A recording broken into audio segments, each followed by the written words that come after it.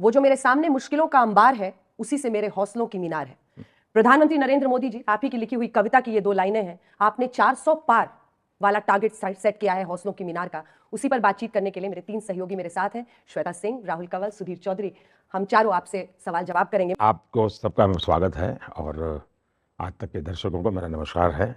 और मेरे लिए खुशी है कि इस पूरे चुनाव में कई बार मुझे आज तक के लोगों से कहीं न कहीं मिलने का मौका मिला है, लेकिन ये चतुष्कोण पूरा वैसे ही 4 जब इकट्ठे होते हैं, कई प्रकार की कहावतें हैं, सब तो मैं उपयोग नहीं कर सकता अच्छे वाली मैं बोल दूंगा।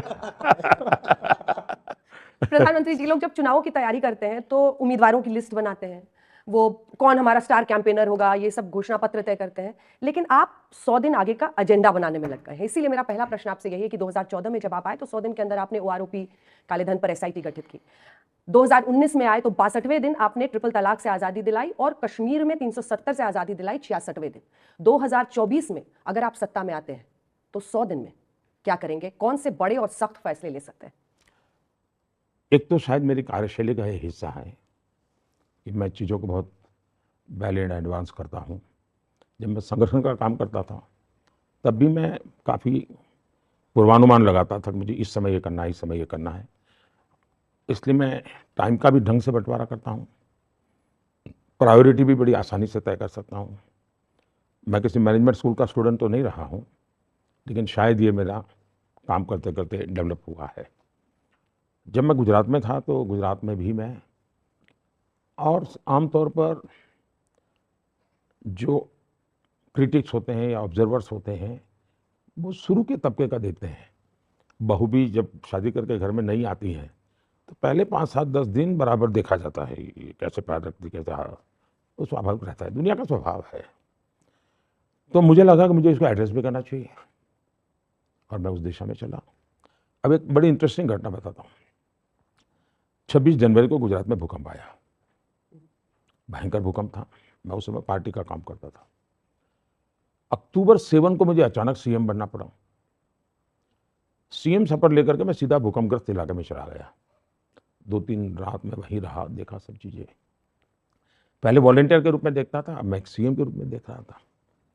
फिर मैंने आकर के मीटिंग ली मेरे अफसरों की, तो सबने बताया साहब मार्च महीने तक ये हो जाएगा, मार्च में। मैंने कहा सबसे पहले तुम्हारा ये मार्च वाला बजट कैलेंडर है, उसको कागज़ को ऐसे बाजू में रख दो भाई, मुझे बताओ 26 जनवरी के पहले क्या करोगे।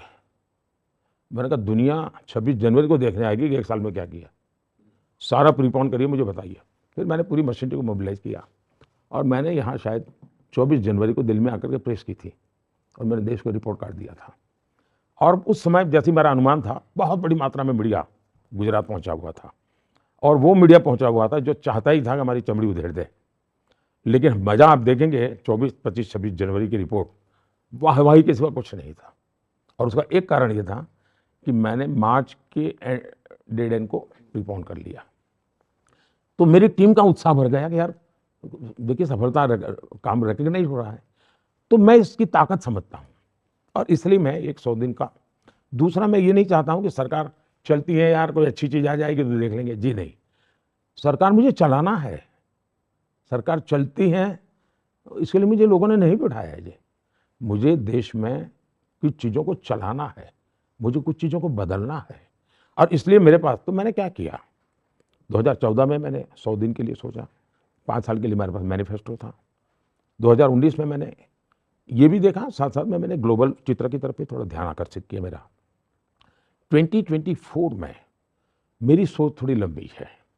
मैं पिछले 5 साल से काम कर रहा हूँ 2047 पे और ये 5 साल से काम चल रहा है। देश के शायद 20 लाख से ज़्यादा तो मैं कह सकता हूँ जिनसे मैंने इनपुट लिए हैं और मैं उनके आधार पर 47 का एक विजन डॉक्यूमेंट बनाया। 2 पीढ़ी अफसरों की रिटायर हो चुकी होगी इस पर काम करते करते, काफ़ी नए लोग आए हैं।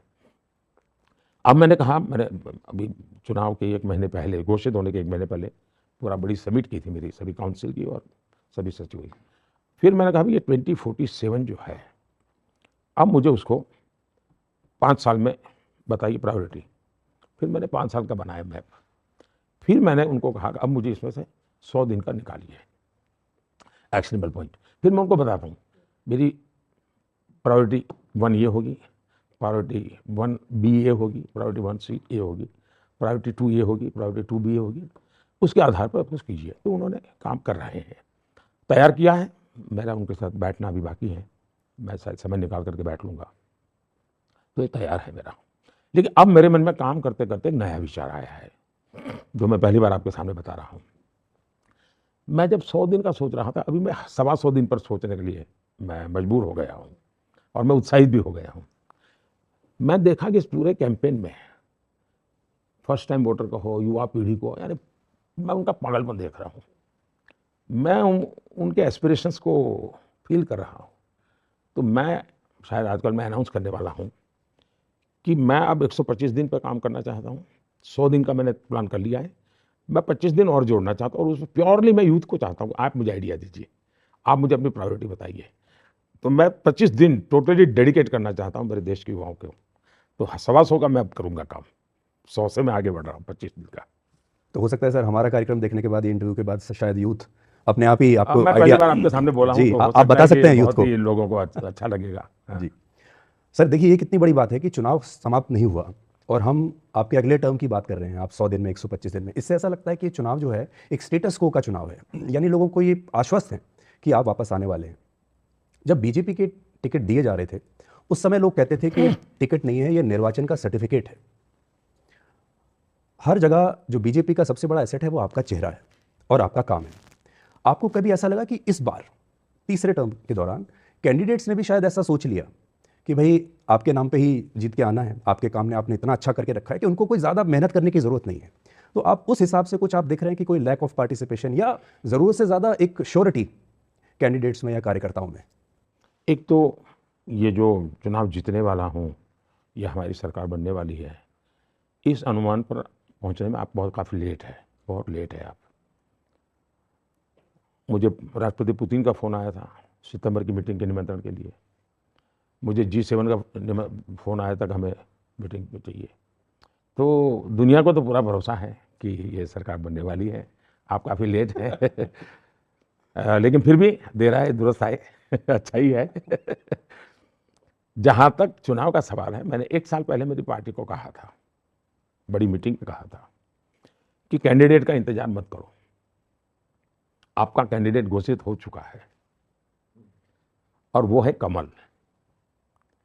कमल ही आपका कैंडिडेट है और कोई कैंडिडेट है ही नहीं। तो 1 साल से मैं सिर्फ कमल के लिए ही काम करना तय कर चुका है। मेरी पार्टी को मैंने उस प्रकार से गैल्वेनाइज कर दिया था।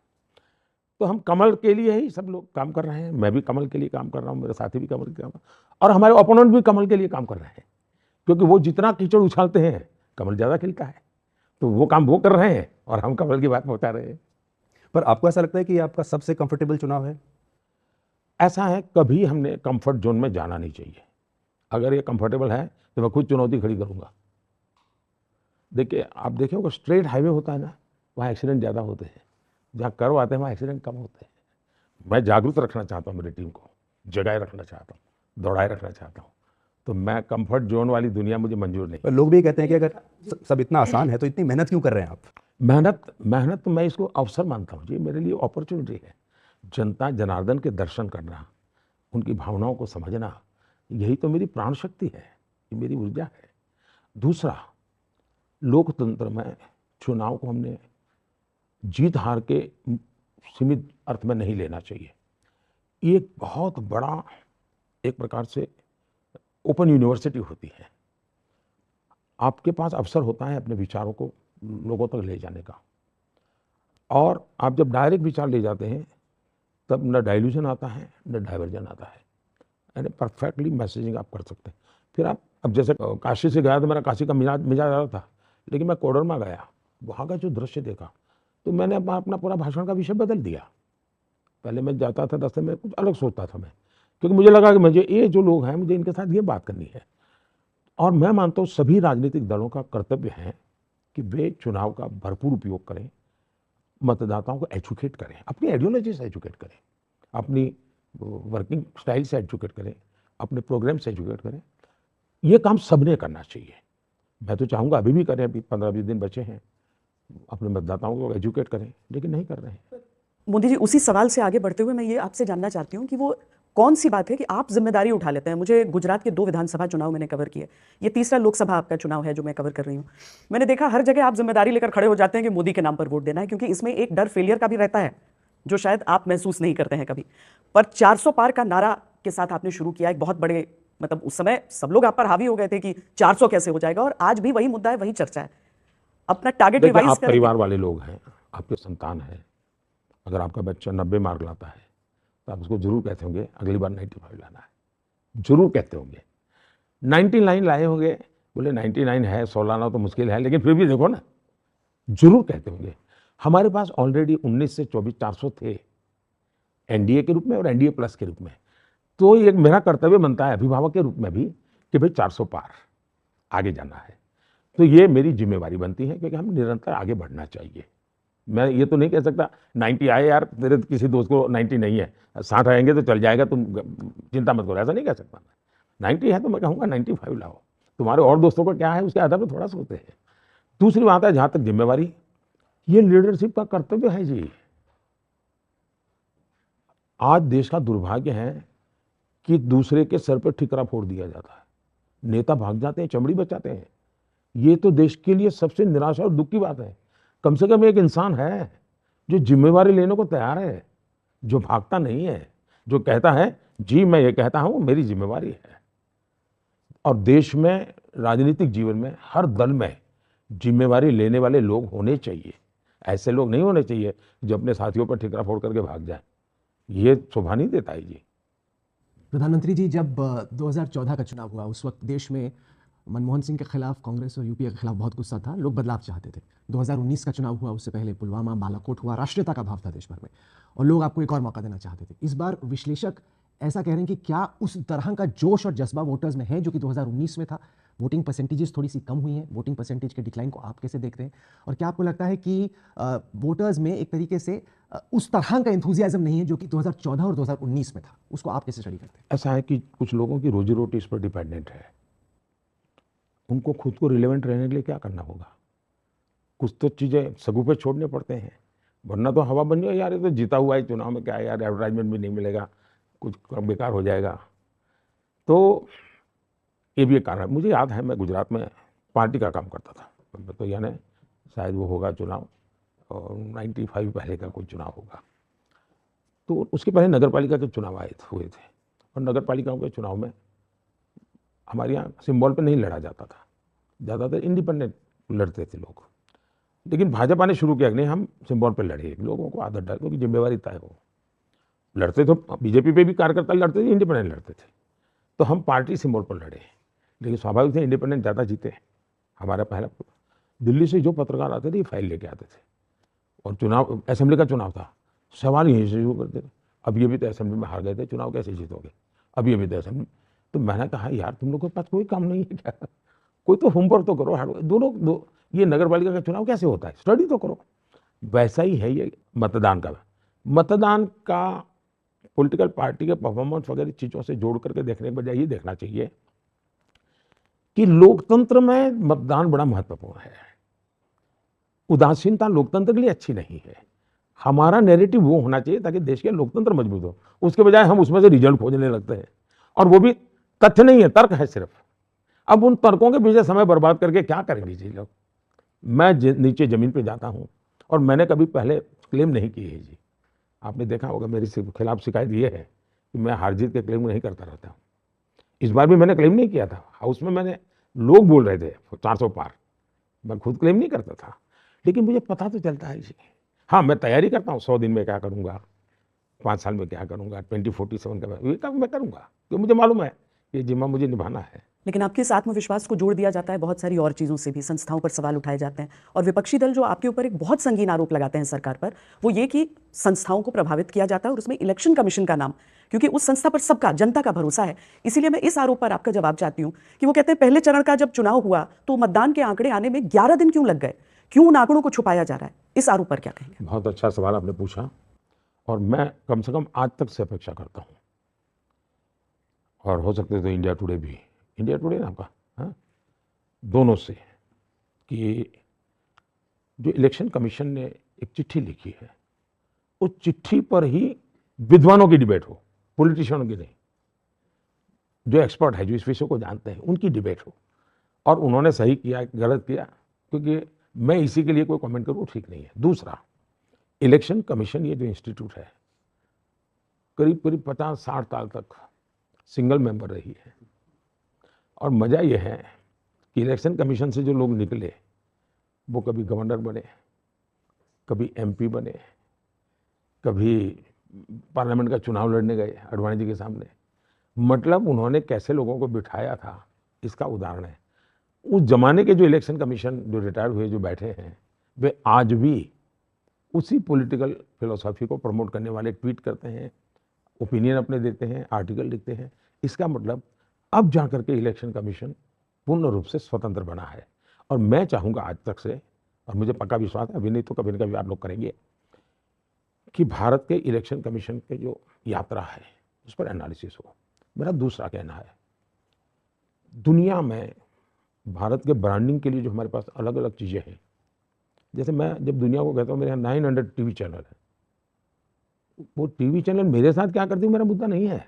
मैं दुनिया को बताता हूँ ये मेरा देश है, 900 टीवी चैनल। तो सुन करके चौंक जाते हैं, उनको क्या 900 टीवी चैनल, और मैं कहता हूँ इतनी लैंग्वेजेज में है, तो परेशान हो जाता है।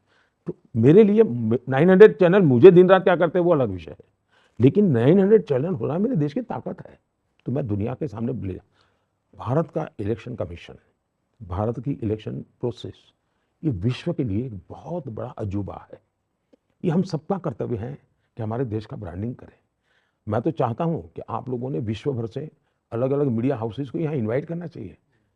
चुनाव में 2 हेलीकॉप्टर उनके लिए ले लेना चाहिए। हैं? कुछ गलत नहीं है जी। आपने अच्छा आइडिया दिया अगले बार के लिए। बस सच बताओ, इससे आपका भी एक ग्लोबल बनेगा।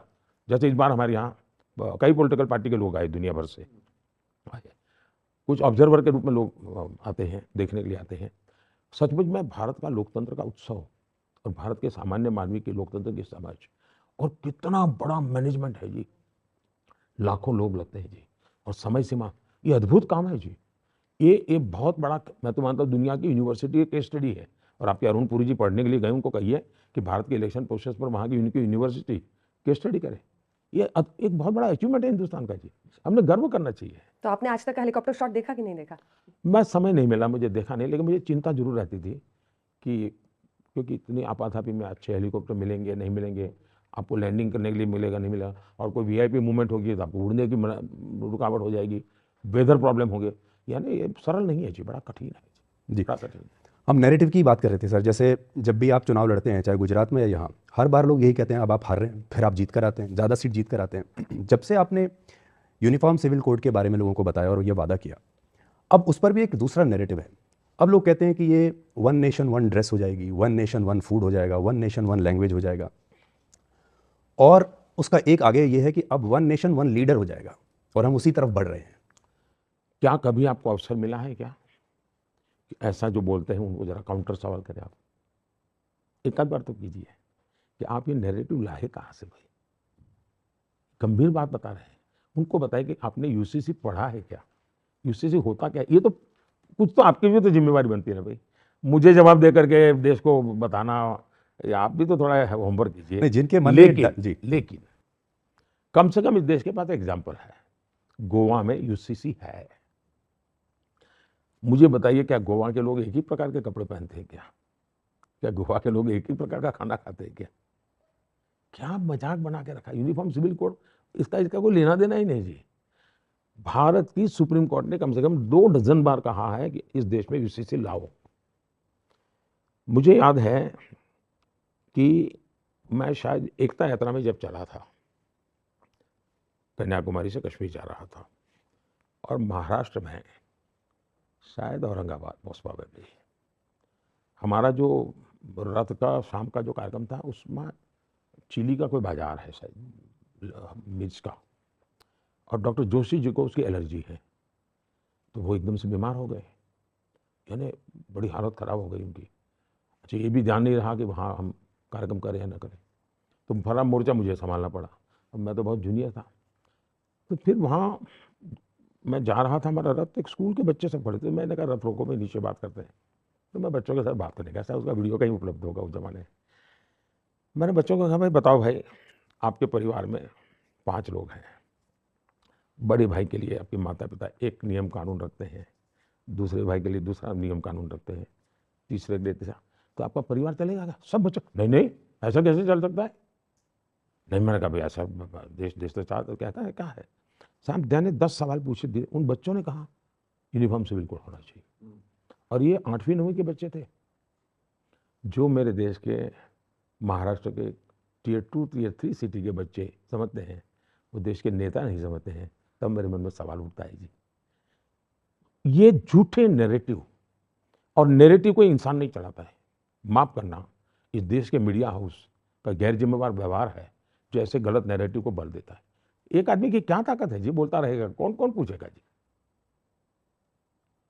ये देश के लिए, ये किसी पॉलिटिकल पार्टी का विषय नहीं है जी।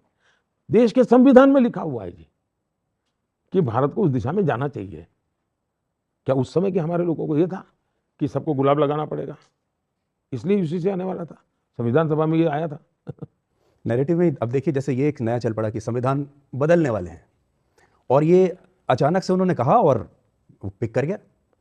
पिक कर गया था तो मैं नहीं मानता हूं, लेकिन इस देश में ऐसा भी झूठ चल सकता है, सिर पैर नहीं ये पूछ रही जी। यानी संविधान, सवाल ये पूछना चाहिए, चर्चा इस देश में सबसे पहले संविधान के साथ खिलवाड़ किसने किया? पंडित नेहरू ने किया। पहला संविधान में उन्होंने जो अमेंडमेंट लाए वो फ्रीडम ऑफ स्पीच को रिस्ट्रिक्ट करने वाला लाए, यानी वो लोकतंत्र के भी खिलाफ था, संविधान के भी खिलाफ था। दूसरा, उनकी बेटी लाई, प्रधानमंत्री थी वो, बेटी ने क्या किया, कोर्ट ने जजमेंट दिया कि भाई आप पार्लियामेंट में हम नहीं रह सकते, तो कोर्ट के जजमेंट को उलट कर दिया। देश में आंदोलन चला तो उन्होंने इमरजेंसी लगा करके सारे सब अखबारों को बंद कर दिया। इमरजेंसी का एक फ़ायदा हुआ, अरुण पुरी को इंडिया टुडे का जन्म हुआ। जो भी फायदा हुआ वो तो उनकी रोजी रोटी का सवाल है। उसी समय इंडिया टुडे जन्म हुआ। उसके बाद उनके बेटे आए, साहबानों का जजमेंट आया, उन्होंने सुप्रीम कोर्ट के जजमेंट को उलट दिया, वे संविधान को बदला उन्होंने। फिर उन्होंने एक कानून लाए, जो कानून था मीडिया पर रिस्ट्रिक्शन का। देश भर में विपक्ष थोड़ा मजबूत हुआ था, मीडिया भी वाइब्रेंट होने लगा था, सब टूट पड़े कि हम फिर से इमरजेंसी नहीं आने देंगे। डर करके मारे उनको, फिर वो विड्रॉ करना पड़ा। फिर उनके साथ बेटे आए, तो रिमोट कंट्रोल से सरकार चल रही थी, रिमोट कंट्रोल सरकार के प्रधानमंत्री भी थे पद पर। संविधान की कोख से सरकार बनी थी। सरकार मुझे पसंद है नहीं पसंद नहीं चलता है, वो भारत के लोकतंत्र के द्वारा संविधान की कोख से पैदा हुई सरकार थी। संविधान की कोख से कैबिनेट बनी थी। उस कैबिनेट ने एक निर्णय किया और एक शहजादा प्रेस कॉन्फ्रेंस बुला करके कैबिनेट के निर्णय की धज्जियां उड़ा देता है। इतना ही नहीं, कैबिनेट फिर अपने मुद्दे को रिवर्स कर देती है। इसका मतलब यह हुआ कि एक ही परिवार के 4 लोगों ने अलग अलग समय पर संविधान की धज्जियां उड़ा दी हैं। उन लोगों को संविधान के लिए इस प्रकार की गंदी हरकतें करने का जमाना चला गया। और इसलिए मैं आज डंके की चोट पर लोगों को कहता हूं कि मोदी जिंदा है तब तक जो संविधान सभा की मूल भावना है कि धर्म के आधार पर आरक्षण नहीं होगा, मैं इसके लिए लड़ाई लड़ूंगा, मेरी जान खपा दूंगा मैं इसके लिए। धर्म के आधार पर आरक्षण, धर्म के आधार पर आपने देश को बांट दिया एक बार, अभी धर्म के आधार पर आप ये करोगे क्या? सिर्फ अपना पद बना रहे, चेयर मिलती रहे, इसलिए ये खेलते करोगे? देश से स्वीकार नहीं करेगा। और मैं देश को एजुकेट करूंगा, उसके लिए मैं अपना जीवन खपाऊंगा। मोदी जी, इस चुनाव के दौरान और उससे पहले भी विपक्षी पार्टियां ये आरोप लगाती हैं कि लोकतंत्र हिंदुस्तान में खतरे में है। वो कहती हैं कि जो डेमोक्रेटिक इंस्टीट्यूशंस हैं वो पहले से कमज़ोर हो गई हैं। यहाँ तक कि आप पर तानाशाही, डिक्टेटर होने का भी आरोप लगता है। इसको आप कैसे देखते हैं कि मतलब ये कहा जाता है कि लोग आपसे बहुत डरते हैं और खौफ में उन हैं। इंस्टीट्यूशंस का नाम बताइए जिसके कारण पता चले। नहीं, जैसे उनको लगता है कि सुप्रीम कोर्ट शायद कमज़ोर हो रहा है, या फिर लेजिस्लेचर में जिस तरह की बहस होनी चाहिए, पहले होती भी थी, वो फटाफट बिल पास हो जाते हैं, इतने कमिटीज़ भी नहीं जाते। इस तरह उनको लग रहा है कि डेमोक्रेटिक बैकस्लाइडिंग हो रही है। इसको आप कैसे देखते हैं? बिकॉज पहली बात यह है कि पार्लियामेंट के अंदर डिबेट करने के लिए बार बार हम कह रहे हैं आइए, लेकिन इनको लगता है कि हमारे पास कहने को कुछ है नहीं, कहने वाले भी लोग नहीं हैं। इनके जितने नए एमपी आए हैं ना, वो आके मुझे कहता है कि साहब हमारे तो 5 साल बर्बाद हो गए, हम एक शब्द बोल नहीं पाए हाउस में। मैं अपोजिशन की बात कर रहा हूँ। मैंने कभी उनके नेताओं को कहा, मैंने कहा आपको करना है ऐसा करो, 1 घंटा आपके यंग जो फर्स्ट टाइम एमपी है उनको मौका दो, फिर डिस्टर्ब करो, बाद में करो डिस्टर्ब। इनको जीवन में ये सब मैं कह चुका हूँ जिनको, मेरी कोशिश रही है कि ये लोग कुछ करें, लेकिन दुर्भाग्य है कि कांग्रेस का ये परिवार, उनके लिए लोकतंत्र मतलब उनका सत्ता में होना, वे आज भी ये स्वीकार करने को तैयार नहीं है कि 2014 से इस देश में कोई दूसरी सरकार देश ने चुनी है, ये कोई दूसरा प्रधानमंत्री है जो देश ने बनाया है, मन से स्वीकार नहीं कर पा रहे हैं। और इसलिए वो हर जगह पे उनके मैनिफेस्टो के मुद्दे अगर आप इम्प्लीमेंट कर रहे हैं तो भी उनको बुरा लग रहा है। उनकी कही हुई बातें आज अगर आप इम्प्लीमेंट कर रहे हैं, उनको तो खुशी होनी चाहिए, भाई ये तो हम कहते थे आप कर रहे हैं, अच्छी बात है, हमें मौका नहीं मिला। प्रणब मुखर्जी कहते थे, आपने उनकी किताब में देखा होगा कि मेरे साथ जो उन्होंने काम किया वो कितना डेमोक्रेटिक वे में काम हुआ, राष्ट्रपति की इंस्टीट्यूशन की कितनी प्रतिष्ठा हमने बढ़ाई है। सुप्रीम कोर्ट, मुझे बताइए, ऊपर से लोग कहते हैं कि सरकार की तो सुप्रीम कोर्ट में कुछ चलती ही नहीं है, हम पर तो आरोप ये है जी, और उसमें हम लोग एबिलिटी के लिए क्वेश्चन किया जा रहा है। इसका मतलब पहले कुछ एबल लोग थे जो जुडिशरी को मैनेज करते थे और वो इंस्टीट्यूशन ठीक थी। मैं मानता हूं मुझे क्यों मैनेज करना चाहिए, कानून का काम करेगा। प्रधानमंत्री जी, एक आरोप जांच एजेंसियों को लेकर आपकी सरकार पर लगता है, विपक्ष चिल्लाता है ईडी, सीबीआई, इनकम टैक्स, ये सारे विभाग जो विपक्षी नेता है उन पर तो बहुत अग्रेसिव होकर आक्रामक तरीके से कार्रवाई करते हैं, जेल में भी पहुंचाते हैं, लेकिन जो एनडीए में शामिल हो जाते हैं विपक्ष के नेता उन पर सॉफ्ट हो जाता है। इस आरोप ऐसा है कि ऐसा कर करके उन मुद्दे को टालिए मत, ये तरीका है। जैसे मैं कहता हूं कि परिवारवादी पार्टी, तो हमारे मीडिया के लोग मुझे सवाल क्या पूछते हैं कि राजनाथ सिंह का बेटा भी तो है, दोनों में फर्क है जी। हम मुद्दों को इस प्रकार से डाइवर्ट करने की मदद मीडिया कम से कम इन लोगों को न करे, ये मेरा आग्रह रहेगा।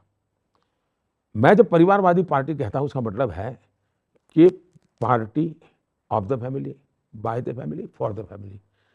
किसी परिवार के 10 लोग अगर पब्लिक लाइफ में आते हैं तो बुरा है, ऐसा मैं नहीं मानता हूं।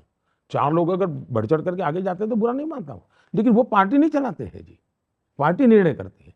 वैसे ही ईडी जो कदम उठाती है, वो कदम, आप मुझे बताइए कि आज से 20 साल पहले खबरें क्या रहती थी, ब्लैक मार्केट पर सर्च हुई, रेड हुई, इतना चीजें पकड़ी गई, इतनी चीनी पकड़ी गई। अब वो खबरें आती हैं क्या? नहीं आती। क्यों? क्योंकि उस समय उस इंस्टीट्यूट ने जो भी काम किया, जो कानून में बदलाव आया, टैक्सेशन में परिवर्तन आया, तो ब्लैक मार्केट की दुनिया हिंदुस्तान के पब्लिक लाइफ में, थिएटर में भी ब्लैक मार्केट वाला सुनने को मिलता नहीं है। इसलिए नहीं कोई संसद में चला गया, थिएटर में वो नहीं मिलता है कि भाई ब्लैक मार्केट वाला वो, वैसा ये चला गया। भ्रष्टाचार भी जा सकता है। क्यों? अगर उसके पास जिसकी काम जिम्मेवारी है वो काम करे तो सचमुच में पूछना चाहिए कि 10 साल तक ईडी को इतना पगार दिया, उन्होंने काम किया क्या भाई? 2004 से 2014 काम क्यों नहीं किया? उसकी ड्यूटी है। मुझे बताइए, रेलवे का टिकट चेकर है, वो टिकट चेक नहीं करेगा तो रखने की क्या जरूरत है भाई? उसी काम के लिए है वो। आप अगर मीडिया में है, आप अगर मोदी का झंडा लेकर के भक्तिपूर्वक घूमते रहेंगे तो आपको कौन आज तक बना रखेगा? कल निकाल देगा वो। आपका काम है 10 चीजें खोज के लाइए, जो ठीक लगे उसको दुनिया के सामने ले जाइए, आपका काम है, करते हैं आप लोग। वैसे ही ईडी का काम है वो करे। आंकड़े क्या कह रहे हैं? 2004 से 14 व्यवस्था तो यही थी, कानून वही था, मैंने कानून नहीं बदला, मैंने ईडी बनाई नहीं है। उन्होंने बिल्कुल निकम्मापन किया, कोई काम किया नहीं, सिर्फ 34 लाख रुपया, 35 लाख 34 लाख रुपया जब्त किया 10 साल में। हम तो विपक्ष में थे, किसने रोका था भाई? मेरी सरकार ने 2200 करोड़ रुपया पकड़ा है। नोटों के ढेर आपके टीवी वालों ने दिखाए हैं जी। बंगाल, झारखंड, उस ईडी को आप कैसे बदनाम कर सकते हो जी? एमपी के घर से मिले हैं पैसे, आप कैसे इनकार कर सकते हो? मुझे बताइए, कहीं ड्रग्स हैं, अगर ड्रग्स की बहुत बड़ी मैं खेप पकड़ लेता हूं तो आप तारीफ करेंगे कि नहीं करेंगे? ईडी अगर पकड़ता है तो उसकी तारीफ नहीं, उसको गुनहगार। ये क्या तरीका है? क्यों? क्योंकि वो राजनेता के यहाँ से पकड़ा गया। पर आप चाहते हैं कि सब पे बराबरी से हो, कि अगर एनडीए हो, बीजेपी हो, कोई भी इररिस्पेक्टिव ऑफ एनी बैकग्राउंड, यही होना चाहिए। मेरी लड़ाई भ्रष्टाचार के खिलाफ है। देश में से भ्रष्टाचार खत्म होना चाहिए, और ये देश का बहुत विनाश कर रहा है जी, बहुत विनाश कर रहा है जी। मोदी जी, कुछ ऐसी पार्टियां भी आजकल दिखती हैं, जैसे उड़ीसा, आंध्र प्रदेश हम देखें, बहुत शिद्दत से चुनाव लड़ते हैं आप लोग, विधानसभा चुनाव हो, लोकसभा चुनाव हो, बीजेडी, वाईएसआर, कांग्रेस, सब भारतीय जनता पार्टी के खिलाफ लड़ेंगे। लेकिन जब संसद में कोई ऐसा काम होता है जहां पर आप लोगों को जरूरत होती है, कोई ऐसा विधेयक रहता है, आप लोगों के साथ खड़े रहते हैं। ये मित्र और दुश्मन वाला कैसा रिश्ता है? क्या वोटर कंफ्यूज नहीं? मैं हमेशा कहता हूं चुनाव 3 या 4 महीने के लिए होना चाहिए, 5 साल राजनीति नहीं होनी चाहिए।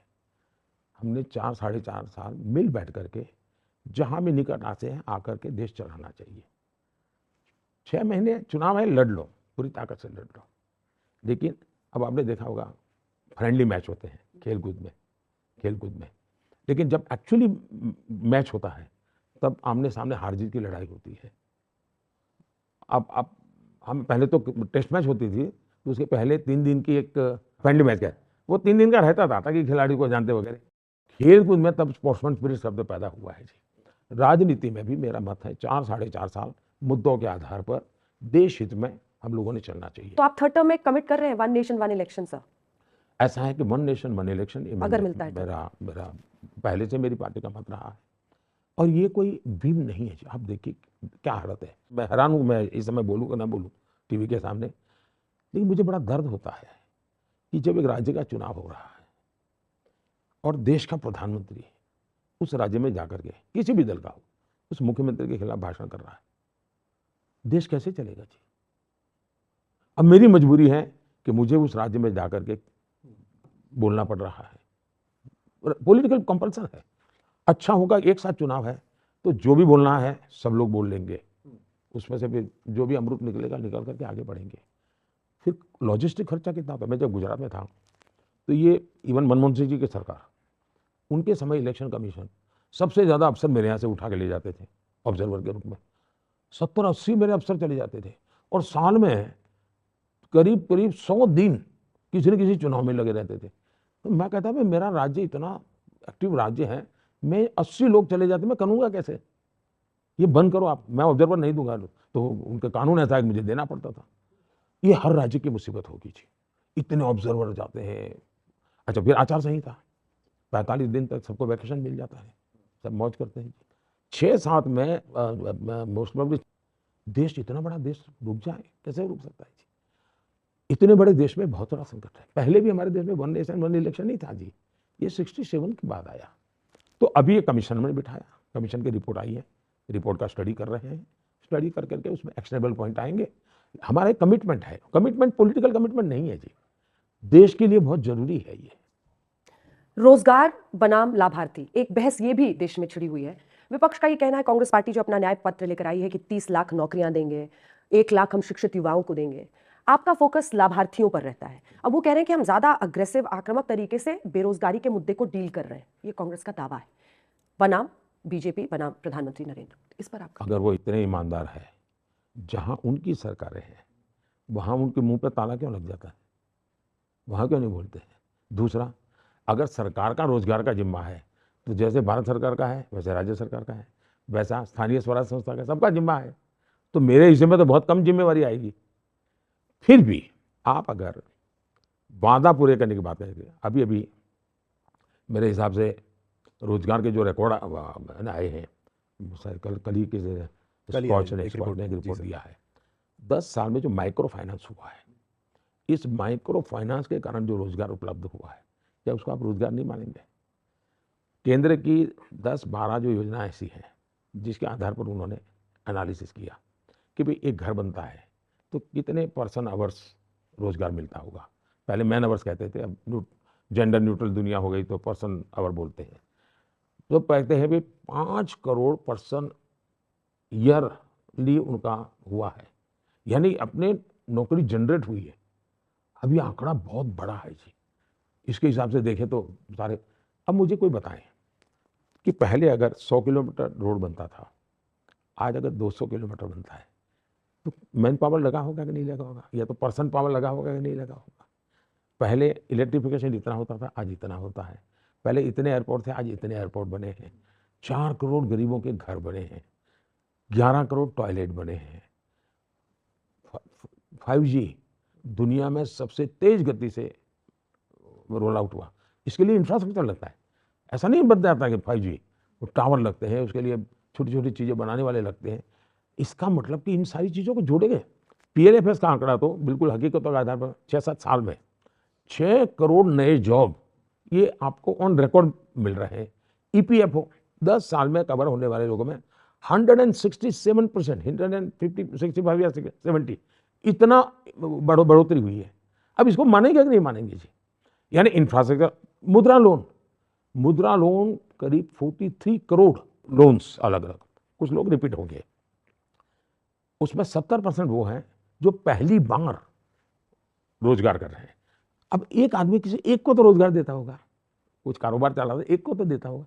ये सब ऐसी हवाबाजी थोड़ी होती है जी।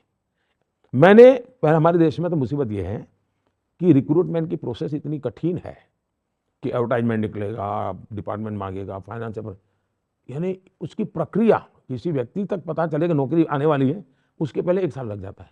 मैंने इसको इतना छोटा कर दिया है, आज 2.5-3 महीने में फाइनल हो जाता है कि तुम्हारे आज नौकरी भर्ती करनी है, 2.5-3 महीने में पूरा करो प्रक्रिया। इतना सारा मैंने रिफॉर्म किया है। लेकिन रोजगार एक ऐसा विषय है कि जिसमें हाथ पैर है ही नहीं, बोले जा सकते हो, कुछ भी बोले जा सकते हो। कुछ लोग होते हैं, आप जैसे आप हैं, आपके पास यहाँ काम है, लेकिन मन में रखा है कि नहीं यार मैं तो चीफ एडिटर होना चाहिए, तो उसके हिसाब से वो बेरोजगार है, क्योंकि चीफ एडिटर नहीं है। ये भी एक बहुत बड़ा रहता है। प्रधानमंत्री जी, हाल ही में अंतर्राष्ट्रीय अर्थशास्त्रियों की एक रिपोर्ट आई टॉमस पिकेटी की, जिसमें उन्होंने कहा कि भारत में इनकम इनइक्वालिटी बढ़ रही है, यानी कि जो लोग अमीर हैं वो और अमीर होते जा रहे हैं, जो गरीब हैं वो और गरीब होते जा रहे हैं, कि भारत की इकोनॉमिक ग्रोथ इस वक्त के शेप है कि ऊपर लोग अमीर हो रहे हैं और नीचे लोग गरीब हो रहे हैं। आप इसको कैसे देखते हैं, जो इनकम इनइक्वालिटी का विषय? तो क्या सबके सब गरीब होने चाहिए? अमीर ज़्यादा होने चाहिए। सबके सब गरीब होने चाहिए, एक तो एक उपाय ये है कि भाई कोई डिफरेंस ही नहीं रहेगा, बिल्कुल सब तो माने भाई।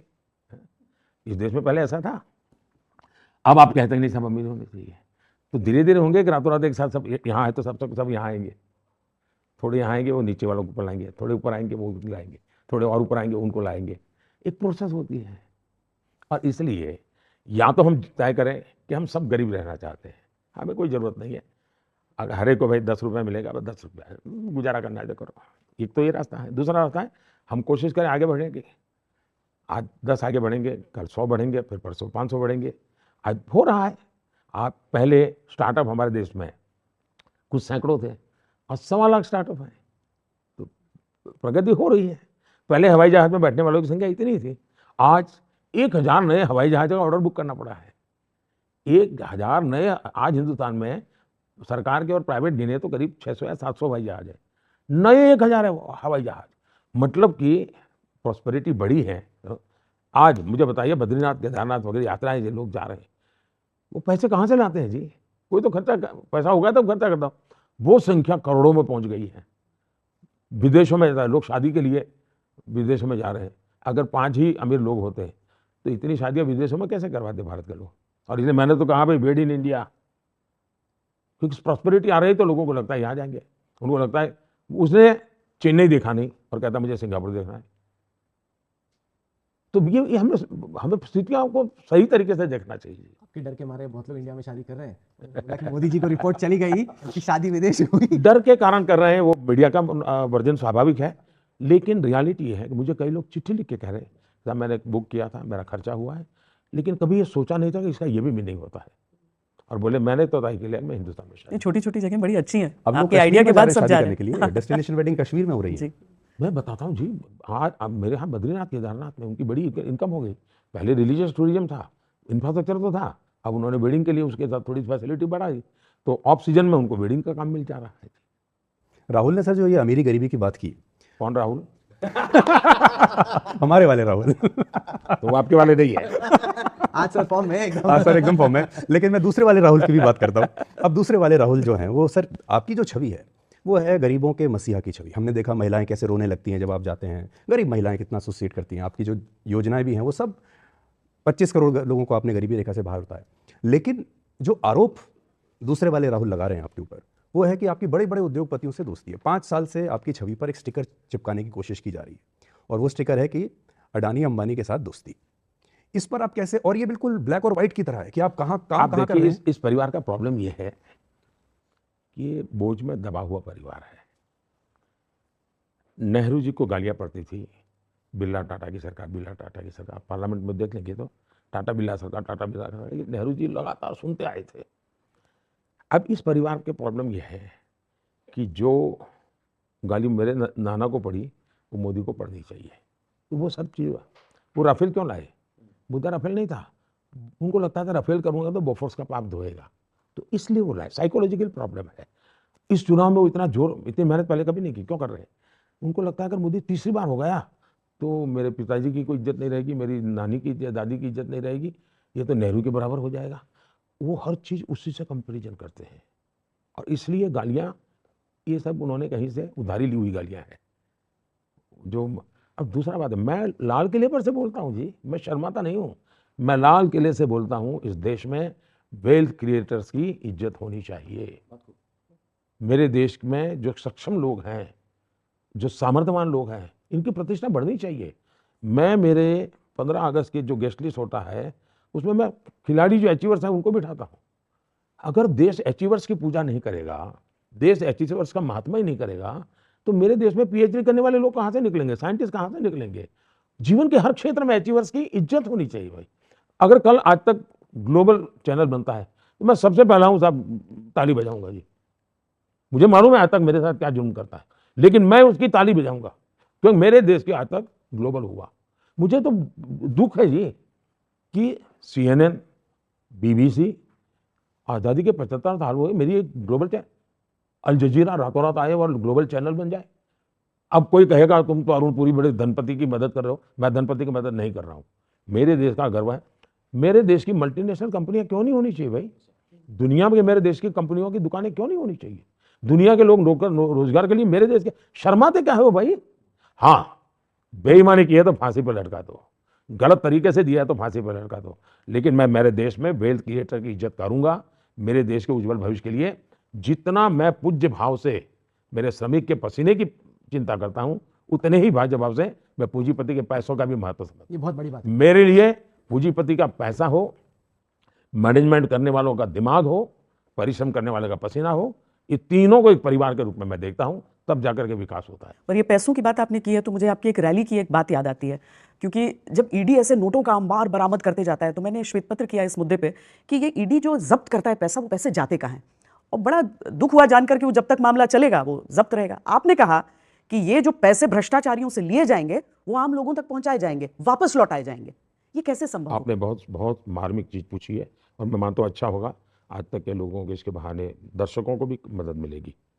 मैंने एक दो प्रकार के भ्रष्टाचार है। एक जो बड़े बड़े कारोबार में करते हैं, जिसमें लेने वाला भी कुछ बताता नहीं, देने वाला भी नहीं बताता है, ये मुसीबत है। लेकिन ज़्यादातर निर्दोष लोग हैं। जैसे बंगाल में शिक्षकों की भर्ती में पैसे गए, तो पता है कि भाई इस आदमी को नौकरी मिली, उसके पास सर्टिफिकेट वगैरह कुछ नहीं है, और उसने बेचारे ने यहाँ से कर्ज लिया या अपनी ज़मीन गिरवी रखी या घर गिरवी रखा और उसमें से इतना पैसा दिया, तो ट्रेल है। तो अभी हमने काफ़ी पैसे जब्त किए हैं। टोटल प्रॉपर्टी कोई हमने 1.25 लाख करोड़ की जब्त की है जी, बहुत बड़ी अमाउंट, 1.25 लाख करोड़। 1.25 लाख करोड़ रुपया।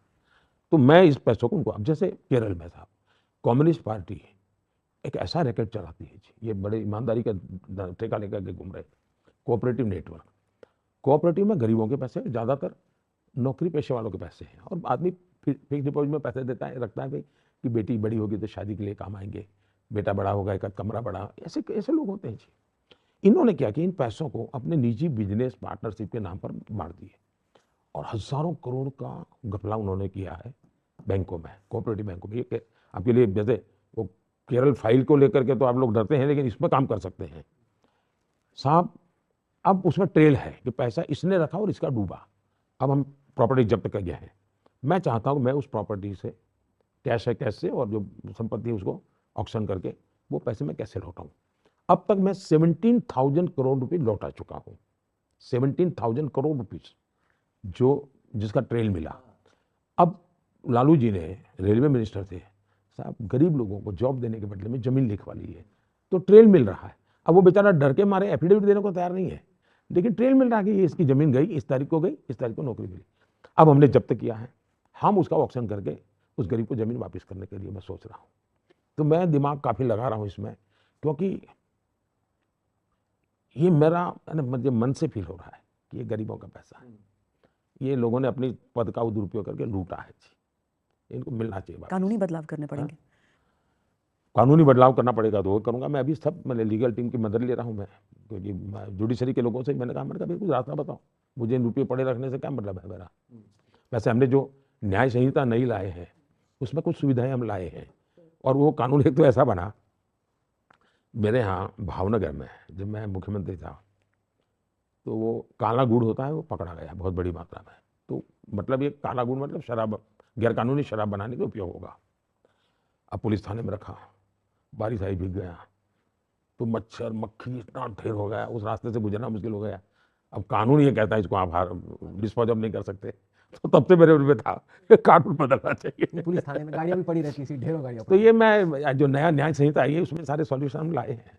सर, आपके 10 साल का ट्रैक रिकॉर्ड ये कहता है कि लाभार्थियों को, चूंकि आपने अभी बात की कि अगर किसी ने रिश्वत में जमीन दी है तो हम काम करेंगे कि उसको वापस मिले, लाभार्थियों का आपका एक बहुत लंबा चौड़ा स्कीम चल रहा है। लाभार्थियों को जब मिलता है फायदा तो हिंदू है, मुस्लिम है, किस समुदाय का है कोई नहीं देखता है। तो एक सेक्युलर एडमिनिस्ट्रेशन यानी धर्मनिरपेक्ष शासन देश में है, लेकिन अगर ऐसा है तो फिर चुनावी रैलियों में मंगलसूत्र, घुसपैठिया, ज्यादा बच्चे, इन शब्दों को लाने की क्या जरूरत है? ये विपक्ष बार बार आपको इसी मुद्दे पर घेरता है। विपक्ष का कहना है कि आप जो चुनावी कैंपेन करते हैं उसमें आप हिंदू मुस्लिम। ये बहुत ही अच्छा सवाल पूछा आपने। मैं ठीक से बताना चाहता हूँ दर्शकों को, होता क्या है जी, आपने पूरी तरह सांप्रदायिक एजेंडा पर चले और मैंने उसको एक्सपोज किया, मैंने उसकी धज्जियां उड़ाई, मैंने उस पर आरोप लगाए, तो जो मूल बात थी उसको उनकी इकोसिस्टम हटा देती है। और आप लोग भी उस इकोसिस्टम के इतने प्रेशर में जीते हैं, आप भी फिर उसको हाथ नहीं लगाते हैं, फिर आप मेरी बात को लेकर के चलाते हैं, तो आपको लगता है मैं मुसलमान बोला।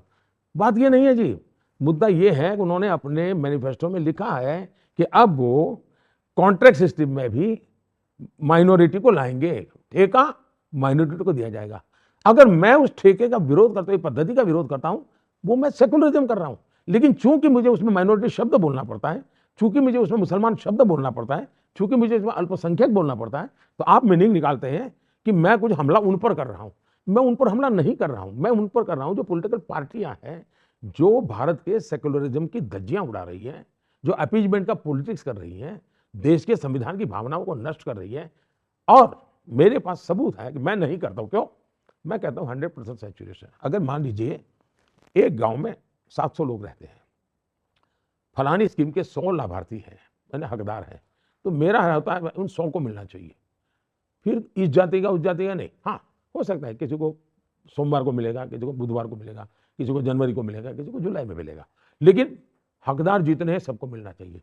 तो गवर्नेंस में डिस्क्रिमिनेशन नहीं होना चाहिए, सेकुलरिज्म होना चाहिए। आज पूरी डिबेट देखिए, हमारी तरफ से हमने न कहीं हिंदू मुसलमान किया है, उनके मैनिफेस्टो को समझाने के लोगों को हम समझा रहे हैं कि ऐसा ऐसा। अब उसमें हम संकोच नहीं करते हैं, हम संकोच होकर के भी मुसलमान बोलेंगे तो पता नहीं हम पर थप्पा लग जाएगा, ना बोले। मैं मुसलमानों को समझा रहा हूँ, ये तुम्हें मूर्ख बना रहे भाई, 75 साल से मूर्ख बना रहे, तुम क्यों मूर्ख बन रहे हो? और मैं बुद्धिमान मुसलमानों को कहता हूँ जरा समझो भाई, क्या मिला तुम्हें? अच्छा, धर्म के आधार पर उन्होंने देश तो ले लिया, क्या वो देश मदरसा से चल जाएगा क्या? क्या उनको एडमिनिस्ट्रेटर नहीं चाहिए? क्या उनको डॉक्टर नहीं चाहिए? उनको इंजीनियर नहीं चाहिए? डॉक्टर है तो आपको स्टेथोस्कोप उठाना पड़ेगा जी, आप इंजीनियर है तो आपको हाथ में कुछ कागज पेन लेनी पड़ेगी जी। मैं मुसलमानों को यही कह रहा हूँ जी। वो सुन रहे हैं, वो वोट कर रहे हैं बीजेपी के लिए, आपको ऐसा लगता है? पहला, हाँ। ये वोट के लिए जो करने वाली आदत है ना देश में, ये खत्म होनी चाहिए। सब कुछ वोट के लिए करोगे क्या? देश के लिए कुछ नहीं करोगे, सत्ता पाने के लिए करोगे? मैं इसका घोर विरोधी हूं। मुझे, मैं जो करूंगा वो देश के लिए करूंगा। वोट तो बाय प्रोडक्ट होता है जी, वोट के लिए देश को डुबो नहीं सकते हम।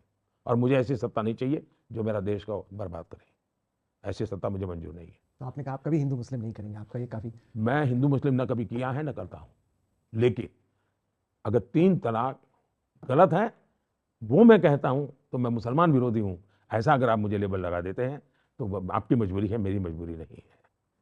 नहीं, कुछ ऐसा लेबल लगाने की कोशिश कश्मीर को लेकर भी की गई थी जब 370 हटाया गया था। मोदी जी, 2014 से पहले भी मैंने कश्मीर कवर किया है, उसके बाद भी किया है, और केवल एक शहर और डाउनटाउन नहीं बल्कि बॉर्डर्स तक, जहां पर लोगों ने को लगा कि वो इंक्लूसिव हो रहे हैं, वो जुड़ रहे हैं मुख्य धारा के साथ।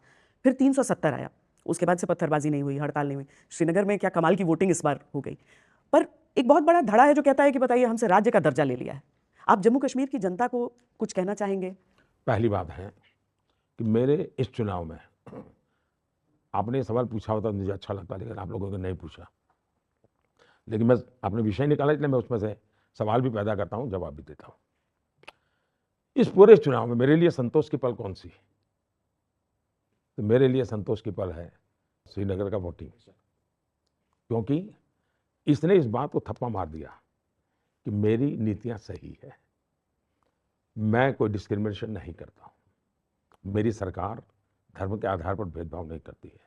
जहां तक राज्य का दर्जा का, हमने पार्लियामेंट में प्रॉमिस किया हुआ है और हम उस पर कमिटेड हैं। हाँ, हम सफल होना चाहते हैं, सफल होने से पॉलिटिकल पावर में नहीं, स्थितियों में। और पहले हम पर क्या गालियां पड़ती थी, आपने इंटरनेट बंद कर दिया, चारों तरफ होलना मीडिया में, हम जाते थे मीटिंग में तो आप लोग मिलते थे तो इंटरनेट बंद कर दिया, कौन सा लोकतंत्र है? गालियां खाई, लेकिन मेरे कश्मीर का भला मैंने किया है। मैं दूर का देख सकता था, आप 24 घंटे चैनल के लिए देखते थे, मैं देश के लिए देखता था।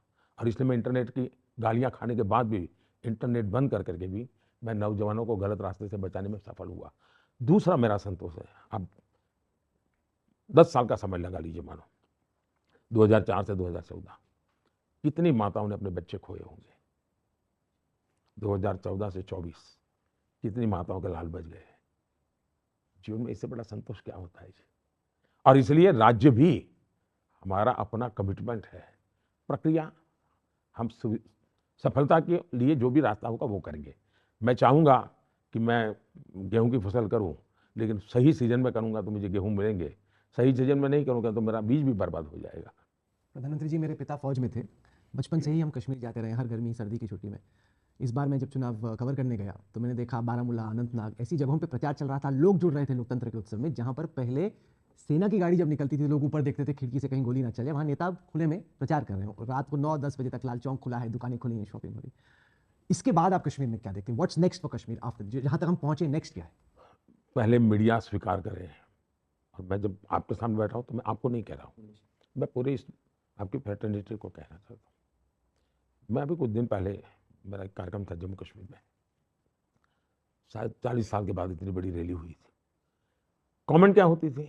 सरकारी आदमी ला करके बैठा दिया, सरकारी। आप देश का भला करना चाहते कि नहीं करना चाहते? अब उनके मुंह पर ताले लग जाएंगे जब कल 40% करीब कोई वोटिंग देखेंगे। और उन्होंने, साहब मेरी इच्छा है कि चुनाव ये फेस्टिवल होना चाहिए। चुनाव ये जाकर के एक मैंने यार चलो निकल डाल के आए, ऐसा नहीं, ये शुड बी फेस्टिवल। मैं देख रहा था श्रीनगर में फेस्टिवल का मूड था जी, लोग चाय पिला रहे थे, लोग तालियां बजा रहे थे, लोग गाने गा रहे थे, यानी सच में दे वर सेलिब्रेटिंग। मुझे बड़ा, मेरे लिए खुशी का दिन था जी। प्रधानमंत्री जी, आप हमेशा ये कहते हैं कि आप सिख समुदाय के बहुत नज़दीक हैं। यहाँ पे स्वर्ण मंदिर की तस्वीर भी लगी हुई है जहाँ हम बैठे हैं, लेकिन ये भी हकीकत है कि पंजाब में आपकी लोकप्रियता बाकी देश में जितनी है उससे थोड़ी कम है, और सिख समुदाय में कई लोग आपको थोड़ी शक की निगाह से देखते हैं। आप हाल में कानपुर गए, आप पटना गए, वहाँ पे आपने गुरुद्वारे में माथा टेका। क्या आपको लगता है ये जो दूरी है या परसीव्ड गैप है, आपकी कोशिश, आपकी सोच, आपकी नीयत और वो समुदाय आपको जिस तरीके से देखता है उसमें, वो जो गैप है उसको आप कम करने में कामयाब होंगे? एग्जैक्टली मैं, आपके पास जानकारी क्या है मैं नहीं जानता हूँ। आप चुनाव के हिसाब से देखते हैं तो मेरे पास कोई जवाब, मैं उसे बाहर चला जा चुका हूँ जी। अच्छा होगा कि आपकी कोई पंजाबी चैनल हो या आपके पंजाबी लोग हो तो एनालिसिस करें इस देश के सिख समाज के मूलभूत मुद्दे क्या रहे हैं और किस सरकार ने उन मुद्दों को कैसे अटेंड किया है, और फिर लिस्ट निकालिए बाहर, तो आप 100 में से 100 मार्क मुझे दे देंगे। अब हो सकता है मैं उन तक नहीं पहुंच पाया, वरना मैं तो पंजाब में काम कर चुका हूँ, मैं सालों तक पंजाब में रहा हूँ, और इमरजेंसी में मैं सिख के वेश में रहता था, अंडरग्राउंड था तो मैं सरदार के वेश में रहता था, और मुझे सहज रूप से, मैं यहाँ दिल्ली में रहता था तो भी मैं कभी कभी लंगर खाने जाता था, इसलिए नहीं कि मुफ्त का मिलता है, मेरी एक श्रद्धा थी जी, मेरी श्रद्धा से जाता हूँ। मैं आज भी मानता हूँ जी कि सिख समाज ने बहुत बड़ा योगदान किया है देश के लिए, बहुत बड़ा योगदान किया है। आज भी वो जहाँ भी हैं, ये दुर्भाग्य है कि पंजाब में ड्रग्स बहुत फैल गया है, वरना वे एक प्रकार से डिसिप्लिन लाइफ वाले समाज है, हम गर्व करें ऐसा समाज है जी। मुझे वो स्वीकारते हैं नहीं स्वीकारते हैं, वो तो उसके लिए तो मैं क्या कह सकता हूँ। मोदी जी, महिलाओं की बात पर मैं आना चाहती हूँ, क्योंकि कई सारी चीज़ें हैं जो की गई। अब 26 जनवरी की परेड में शुरू में ये कहा गया कि सिर्फ संकेतों की बात की जा रही है कि ध्वजारोहण के समय आपके साथ कोई ऑफिसर खड़ी रहेंगी फीमेल, लेकिन धीरे धीरे पूरी की पूरी पलटन हमने देखा मार्च कर रही है। तैनाती एलओसी पे हो चुकी है महिलाओं की। संसद में आपने अपनी कैबिनेट में महिलाओं को बहुत अहम पोजीशंस दिए, पर हकीकत यह है कि 33% रिजर्वेशन, जिसका असर अभी कुछ दिन बाद दिखना शुरू होगा, एक पुरुष प्रधान राजनीतिक सिस्टम है, संसद भी है। आप कैसे बदलता हुआ देखते हैं कि महिलाएं इतनी बड़ी संख्या में वहां पर आएंगी? एक तो आपने G20 में मेरा एक काम देखा होगा, इवन पश्चिम के देशों के लोग जो बहुत फॉरवर्ड कंट्री का है ना, उनके सामने भी ये बहुत बड़ा एक तुलनात्मक रूप से सोचने लगे। जब मैं कहता हूँ मेरे यहाँ प्रेग्नेंट वीमेन के लिए 26 हफ्ते की छुट्टी है, तो ऐसे देखते हैं मुझे, आपके 26? हाँ मेरे 26, उनके गले नहीं उतरता। हमारे यहाँ एक परसेप्शन बना दिया गया है कि भारत में महिलाएं यानी घरेलू है। रियलिटी है नहीं। आप भारत का एग्रीकल्चर सेक्टर देख लीजिए जी, मैं आज भी कहता हूँ एग्रीकल्चर सेक्टर में 60% कॉन्ट्रीब्यूशन वीमेन का है। इकोनॉमिकल एक्टिविटी करती है वीमेन, लेकिन अब हमारे देश की छवि नहीं बनी, सही बात पहुंची नहीं लोगों में। आज भी दुनिया में जो कॉमर्शियल फ्लाइट पायलट्स हैं, 15% पायलट वीमेन भारत की हैं आज। अब ये कोई एक रात में तो पायलट नहीं बनी होगी। इसलिए ये कहना कि भारत की महिलाओं के साथ ये हो रहा है, तो ये जिस प्रकार की फेमिनिस्ट एक विचित्र प्रकार की सोच बनी है, उसके हम शिकार हो चुके हैं। लेकिन मैं मानता हूं हमने 2 स्टेप आगे जाना चाहिए। कैसे? एक तो हमें साइकोलॉजिकल बैरियर तोड़ने की जरूरत है। मेरे साथ इजिप्ट के राष्ट्रपति बैठे थे 26 जनवरी को। 26 जनवरी को इजिप्ट के राष्ट्रपति बैठे थे। बोले पश्चिम वाले विमेन एम्पावरमेंट, बोले मैं तो यहाँ विमेन एम्पावरमेंट ही देख रहा हूँ। वो परेड चल रही थी, ये इजिप्ट के राष्ट्रपति ने मेरे से कहा, बोले ये विमेन एम्पावरमेंट होता है? वो तो मुस्लिम देश के हैं, विमेन एम्पावरमेंट मुझे दिखा रहे थे। दूसरी बात है कि भाई G20 में मैं विषय लाया विमेन लेड डेवलपमेंट। एक बहुत बड़ा साइकोलॉजिकल परिवर्तन है ये। हमारे यहाँ महिलाएं काम करें तो वो क्या करते हैं, आपने देखा हो, इस बार मार्क किया नहीं मालूम नहीं मुझे, मेरी पार्टी की सभी पब्लिक रैली उसको स्टेज पर कंडक्ट महिलाएं कर रही है। आप लोगों ने मार्क नहीं किया होगा। बेशक सब जगह देखा मैं। यानी ये योजना का हिस्सा है जी, अचानक नहीं है। वरना उनका क्या काम क्या रहता था, एक डिश लेकर के आना, उसमें गुलदस्ता है, फिर कोई पुरुष आएगा, गुलदस्ता उठाएगा और देगा। ये बड़ा बदलाव है। ये मुझे पसंद नहीं है जी, मुझे पसंद नहीं है। आज मेरे सभाओं को कंडक्ट करती हुई महिला कार्यकर्ता है, ये मेरा निर्णय है, मेरी पार्टी का निर्णय है। विमेन लेड डेवलपमेंट की दिशा में जाता हूँ। दूसरा, मैंने गांव की महिलाओं को पहले क्या, सेल्फ हेल्प ग्रुप मतलब क्या, पापड़ बना दो, बड़ी बना दो, बेच दो, थोड़ा सा साबुन बना दो या अगरबत्ती बना दो, I want to break through. मैंने उनको ड्रोन पायलट बनाया। मुझे मेरी उन महिलाओं से बातें हुई, बोले साहब मैंने तो कभी साइकिल भी नहीं चलाई थी, लेकिन आज पूरा गांव मुझे ड्रोन पायलट के रूप में जानता है। Drone pilot. मैं गुजरात में था तो मैंने तय किया, भाई सरकार है तो क्या, मतलब पुलिस वाला आया तो सरकार आई, ये इंप्रेशन है। I want to change this psychology. तो मैंने आंगनवाड़ी और आशा वर्कर जो थे उनको मैंने कहा यूनिफॉर्म सरकार देगी, इसलिए नहीं कि मुझे वोट चाहिए था। और मेरा सूचना थी, मैंने फैशन डिजाइनर को बुलाया, मैंने कहा एयर होस्टेस से मुझे अच्छे कपड़े चाहिए, ये आंगनवाड़ी वर्कर के लिए एयर होस्टेस से अच्छे कपड़े। और मैंने किया। और फिर मैंने क्या किया, जब भी मुख्यमंत्री या कोई भी मिनिस्टर जाएगा तो जो क्यू रहती है रिसीव करने में, उसमें आंगनवाड़ी आशा वर्कर रहने चाहिए। साहब सब में करवा पड़ता था। गांव की स्थिति ये बन गई कि आंगनवाड़ी के आशा वर्कर खड़े हैं मतलब सरकार खड़ी है पूरा। यानी यानी मेरा कमिटमेंट है जी, जो आपको दिखता है वो नहीं, बहुत सी चीजें। मैं आप मेरे यहाँ डेयरी का काम देख लीजिए। मैंने डेयरी में तय किया, मैं गुजरात में था, कि मिल्क का जो पैसा है मेरे पुरुष को नहीं जाएगा, विमेन का अकाउंट खुलेगा, उसके अकाउंट में सीधा जाएगा। और डेली 2-2 हज़ार करोड़ रुपये डिलीवरी होता है, डेली 2-2 हज़ार करोड़ रुपया, और महिलाओं के खाते में जाता है पैसा। अभी काशी में मैंने एक डेयरी शुरू की। मैंने कहा डेयरी तब शुरू होगी, पैसे महिलाओं के खाते में जाएंगे। वो पशु वो पालन करें, दूध की चिंता वो करें, दूध भरने के लिए वो आ जाए, और पैसे कोई वो ले जाए, नहीं चलेगा। मैंने जब भूकंप के घर बनाए गुजरात में, तो सरकार ने जो घर बनाए वो मैंने महिलाओं के नाम पर ही मिलेंगे, पुरुष के नाम पर नहीं मिलेंगे। और यहाँ मैं आया जो 4 करोड़ घर बनाए, मैंने कहा पहला हक महिला का रहेगा, पहला।